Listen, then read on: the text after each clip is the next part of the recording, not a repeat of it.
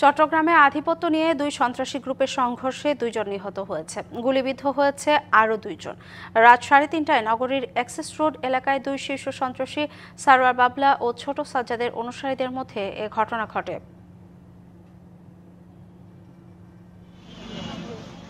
মধ্যরাতে একটি প্রাইভেট কারে শীর্ষ সন্ত্রাসী সারোয়ার বাবলার নেতৃত্বে 6 জন শাহ আমানত সেতু এলাকায় বালু মহলে আসে। সেখান থেকে ফেরার পথে আরেক শীর্ষ সন্ত্রাসী ছোট সাজ্জাদের অনুসারী হাসান ও খুরশেদের নেতৃত্বে 4 থেকে 5টি বাইকে তাদের গুলি করতে করতে ধাওয়া করে।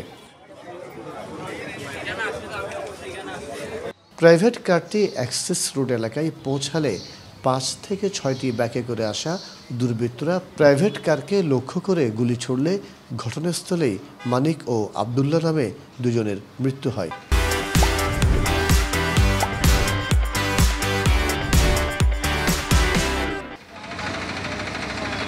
প্রত্যক্ষদর্শী ও সরোয়ারের সহযোগী হৃদয় ঘটনার বর্ণনা দেন, জানান তাদের কাছে ছিল ভারী অস্ত্র।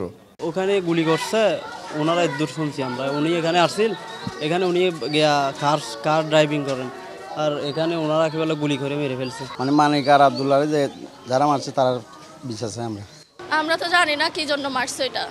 আমরা বাবার বাইকে নিয়ে যাবো, আমরা ফুস মারার দরকার নাই, কোনো বিচারের দরকার নাই। ঘটনাস্থলের অদূরেই ছিল পুলিশের টহল গাড়ি। এই বিষয়ে ক্যামেরার সামনে কথা বলতে রাজি নন পুলিশের কেউ। আপনি যা দেখছেন আমি তাই দেখছি মেডিকেলে। চট্টগ্রামে চাঞ্চল্যকর 8 মার্ডার মামলার আসামি ও শীর্ষ সন্ত্রাসী সাজ্জাদ আলী খানের সহযোগী ছিলেন সরোয়ার বাবলা। সর্বশেষ 2024 সালে পুলিশ তাকে গ্রেপ্তার করে।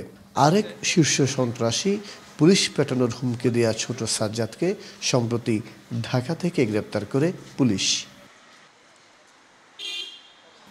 মাসুদুল হক, ডিবিসি নিউজ, চট্টগ্রাম।